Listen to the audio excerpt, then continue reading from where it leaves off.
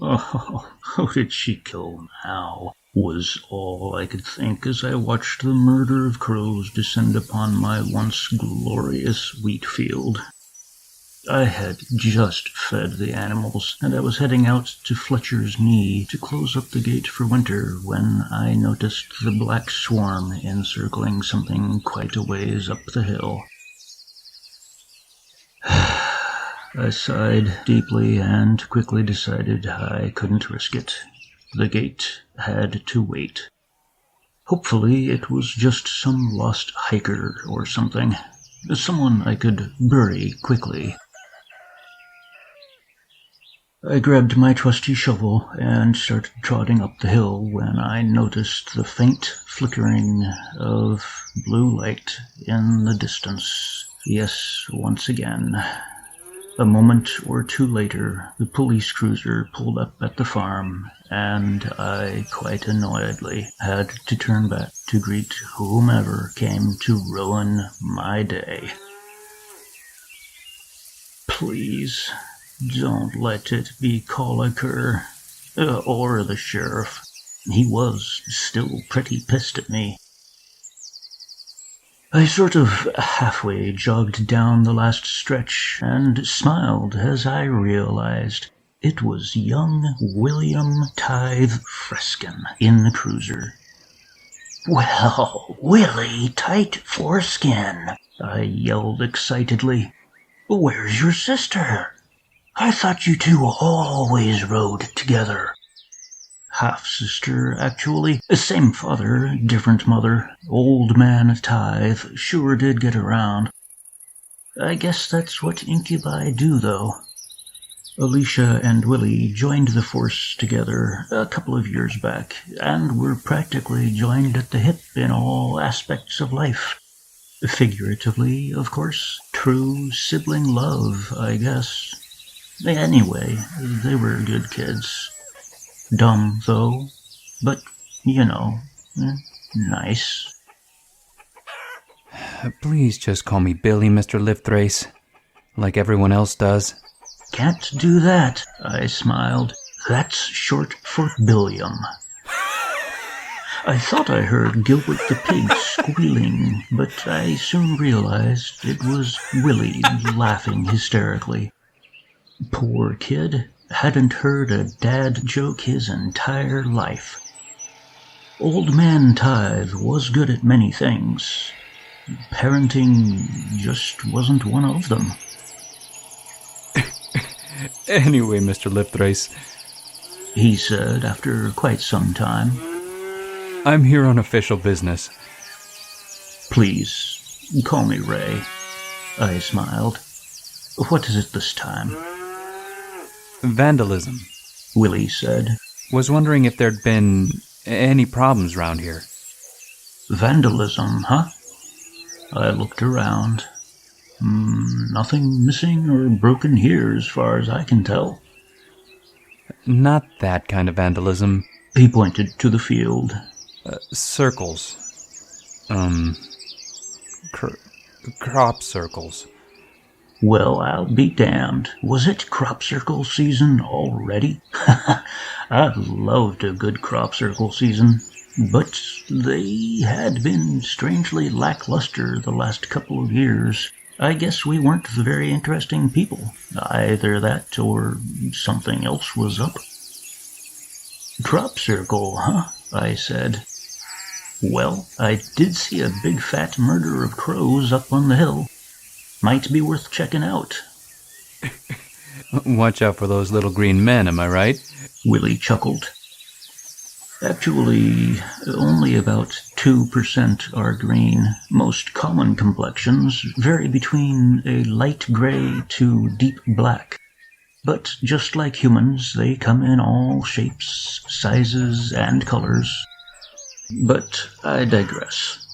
We started walking up the hill, and the closer we got to the crows, the stronger I felt we were walking into something bad, something sinister.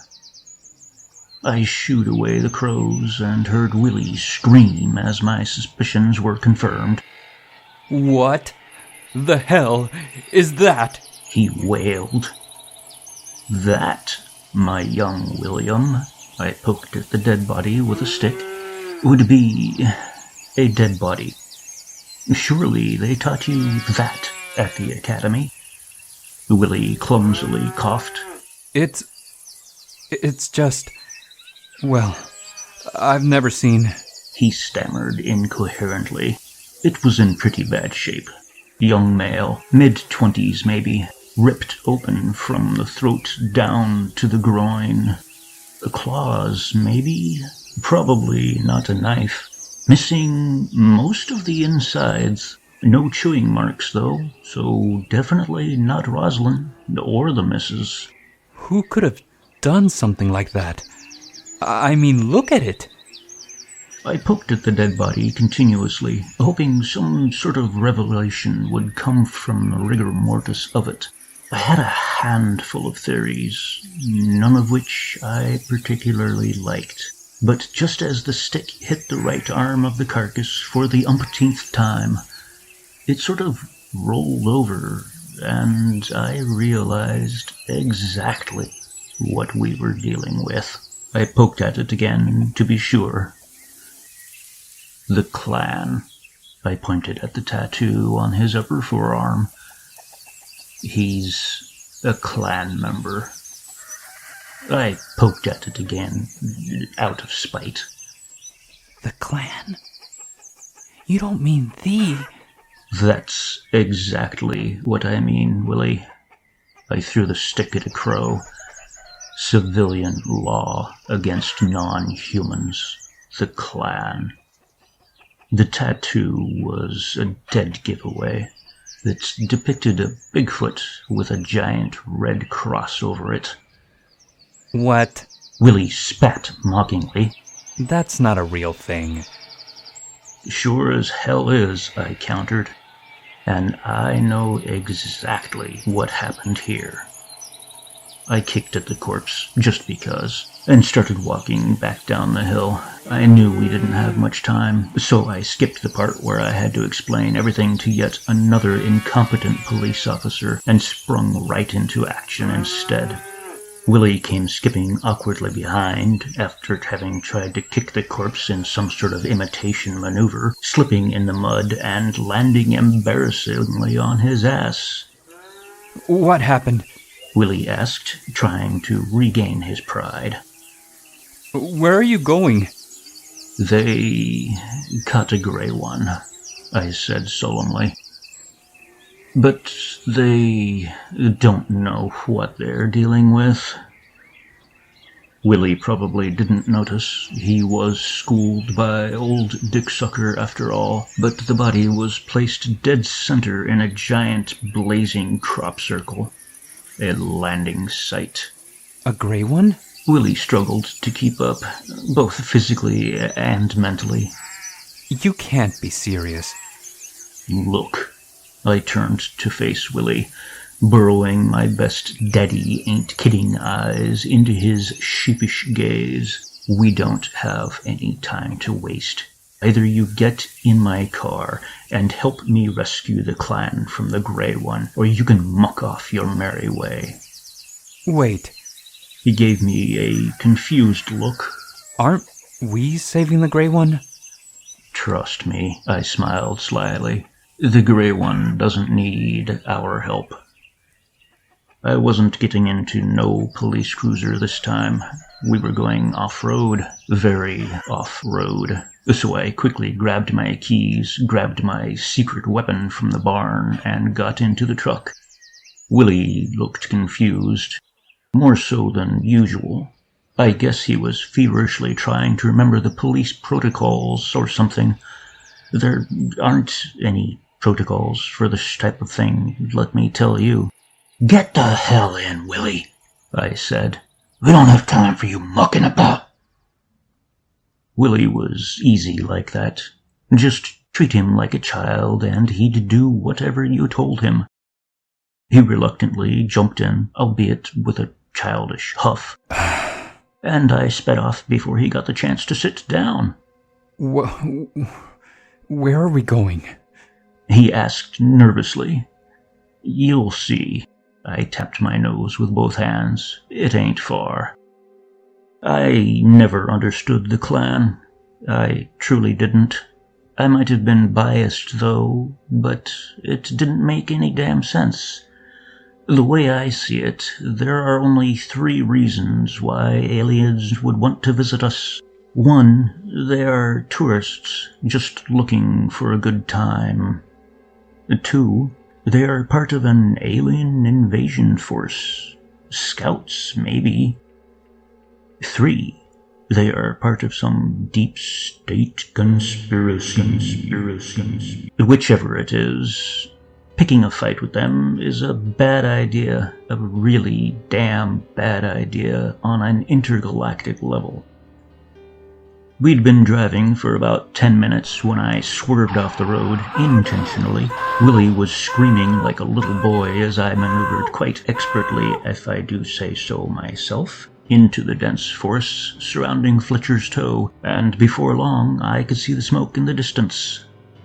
I parked the truck a little ways in, didn't want to draw any attention, and jumped out with Gilbert in my arms. Why'd you bring the pig? Willy mumbled while pointing at Gilbert the pig. Oh, I said, this isn't a pig. I let Rosalind loose and let her do some recon work for us, just like we'd practiced. Some quality father-daughter time. I didn't want her to shift, though, so I told her to stay in Gilbert. She gave me an annoyed oink and went on her merry way. What now? Willy looked around groggily. Where are we? What's with the pig? What's the plan? What are we doing? What's on your mind? Where are we? Enough with the 20 questions routine, Willy, I said. Just follow orders and stay out of the pig's way. Willy just nodded and sort of slouched around aimlessly. I had to keep him on his toes. The clan wouldn't mind wasting a cup for the cause. Batshit bonkers conspiracy nuts, the lot of them.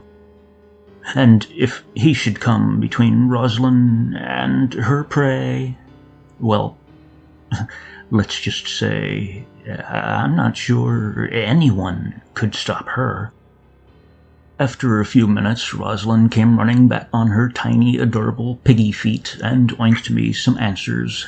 I didn't like any of them, particularly not the part where everyone was dead, slaughtered, absolutely ripped to shreds. This was going to be a tricky one. Well, shit on me, I said. Rosalind oinked aggressively. Sorry, sweetie, I'll put $1 in the swear jar when we get home. I wasn't sure where to go from there, but I had a backup plan in mind. It was a very half-assed backup plan, though, so I really didn't want to involve Willy in it. Old man Tythe would have my soul if I got his bastard son killed. All right, I murmured. Willy, you stay back. I'll go on with Rosa. See if I can resolve it peacefully. What the blazing hell are you on about? Willy shouted. Why are you talking to the pig? What the hell is going on? Rosalind oinked angrily. Don't mind him, honey. He's just scared. I patted her snout. Stay in the fudging car, Willy. Willy shook his head in frustration and climbed back into the truck. He'd just have to live with it. Swallow his pride. It was just too dangerous for a half-wit incubi bastard to run around with a loaded gun when there was a little gray one on the prowl. All right, let's go, Rosa, I said. We gotta calm this Starman down. I followed Rosa into the forest. She'd found the best route, no doubt. Excellent tracker, that little girl. It didn't take us more than 5 minutes before we ran into the first casualty. He was missing a few limbs, among them a head, but he had the most important organ still intact.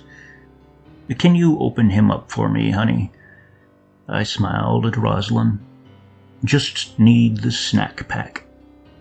Rosalind swiftly shifted and tore open his abdomen with much ferocity. I reached all the way in there, and with a forceful yank, I was able to pull it out. All right, shift back, please. Got to be careful. She smiled briefly and spouted a snout again.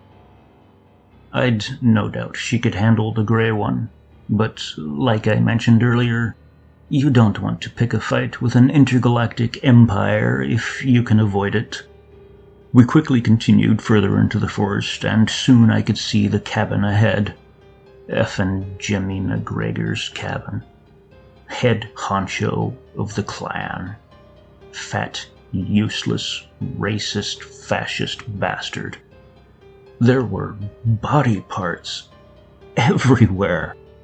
I swear there wasn't any green left in that forest at all. Just pools and stains of crimson red, piles and bits of flesh hanging from trees and on the ground and everywhere. They must have really pissed it off. We were just about to sneak in the front door when we heard the screams. Shit! I yelled. Willy! Rosalind oinked. Yeah, go! Draw it away from Willy!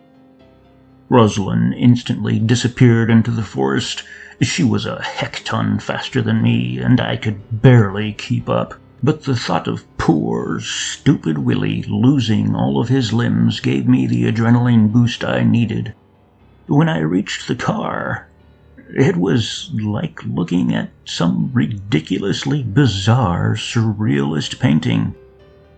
Willy was lying on his back in the car, screaming and desperately kicking at the drooling gray horror perched over him, while Rosalind, in her pig form, had the creature's foot in her mouth, violently trying to drag it away from the vehicle, her little hooves skating around in the gravel. Hey there, little fella, I yelled. Look what Uncle Ray's got for you.